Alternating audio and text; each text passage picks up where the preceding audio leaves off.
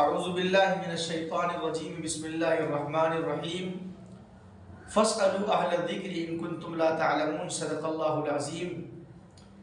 اللہ تبارک و تعالیٰ نے قرآن پاک کی آیت مبارکہ میں ارشاد فرمایا ہے کہ تم اہل علم سے پوچھو اگر تم نہیں جانتے ہو۔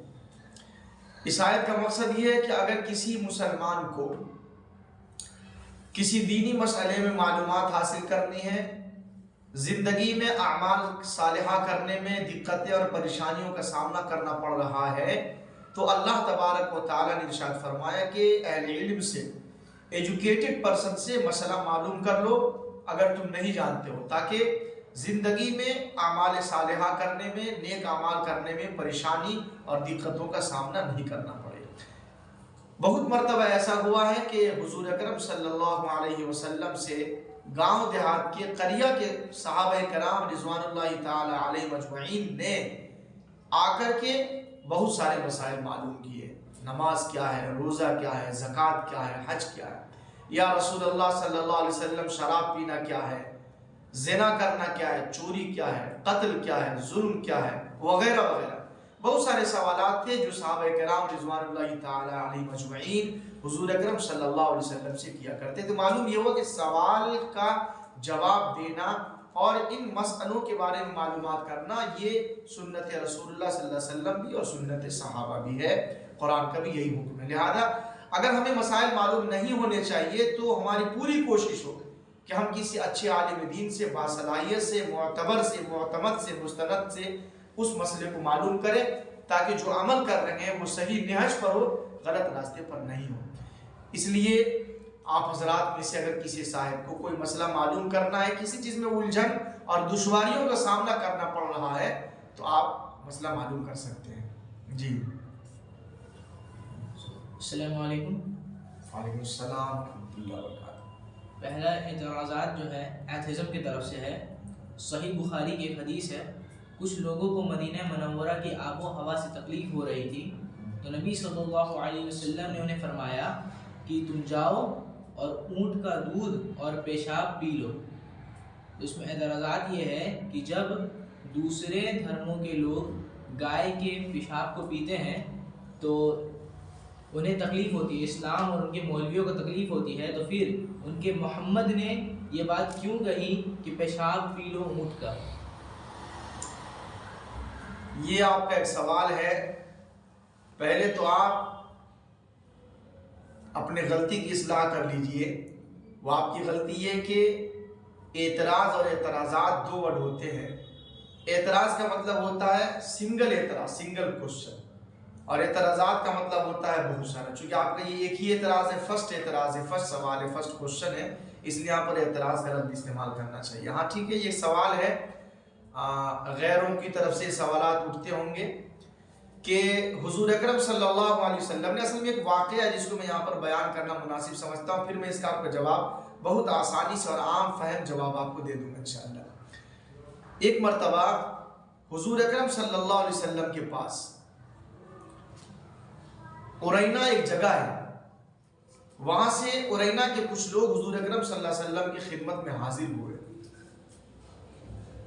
حاضر ہونے کے وقت وہ لوگ چونکہ گاؤں دیہات سے آئے تھے، شہر میں انٹری کیے تھے، تو آب و ہوا کی وجہ سے ان کی طبیعت بگڑ گئی۔ بعض روایت میں آتا ہے کہ ان کے دل اور پھیپھڑے کے اندر پانی جمع ہونے کی بیماری ہو گئی تھی، تو ان کو بیماریاں ہو گئی، اور وہ آئے کہ تو حضور اکرم صلی اللہ علیہ وسلم نے ان سے کہا تھا کہ اشربوا من البانیہ و ابوالیہ، کہ تم لوگ اونٹ کا پیشاب اور اونٹ کا دودھ پی لو۔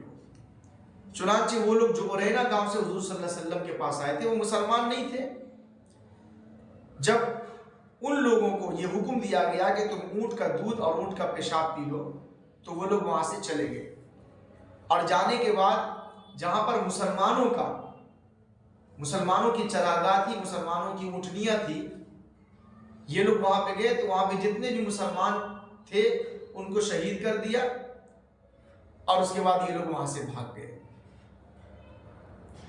تو یہاں سوال یہ ہوتا ہے کہ حضور اکرم صلی اللہ علیہ وسلم نے اونٹنی کا پیشاب پینے کے لیے کہا، دودھ پینے والے پر کسی کو اعتراض نہیں ہے۔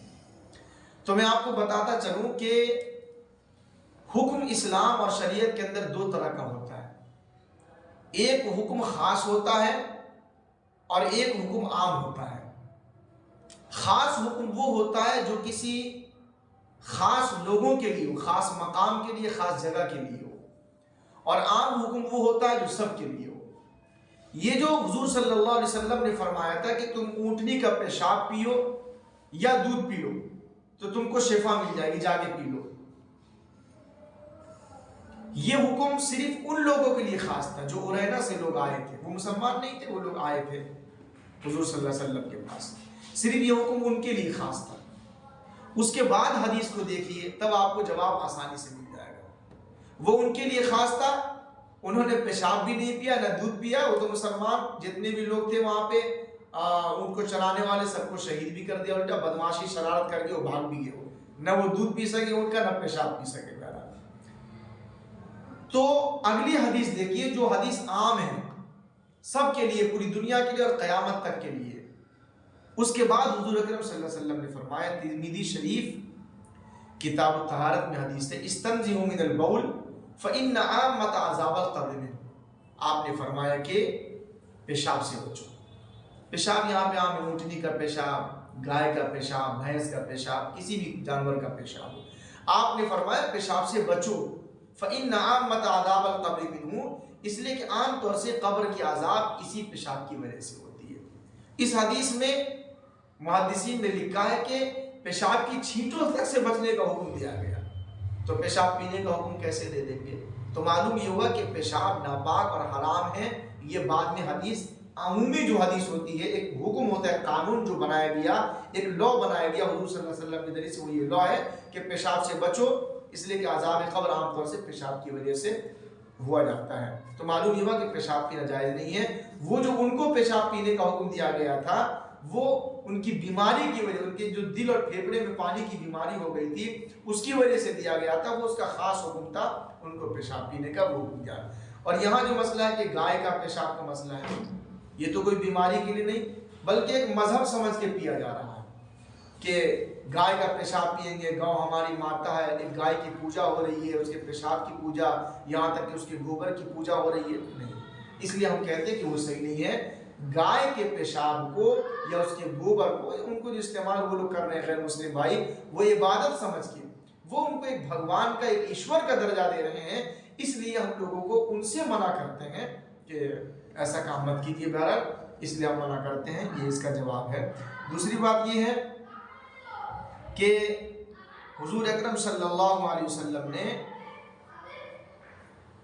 جو کچھ بھی ان لوگوں سے کہا تھا کہ اونٹنی کا پیشاب پیو، وہ صرف اونٹنی کے پیشاب کے بارے میں ان کو بطور علاج کے لیے کہا تھا، بطور دوا کے لیے کہا تھا، چونکہ ان کا علاج اسی کے اندر تھا، اونٹنی کے دودھ اور پیشاب کے اندر تھا۔ اس کے بعد حضور صلی اللہ علیہ وسلم نے عام اعلان کر دیا کہ نہیں، پیشاب وشاب بالکل نہیں پینا ہے، پیشاب کی چھینٹوں سے بچنا ہے، وہ حرام ہے۔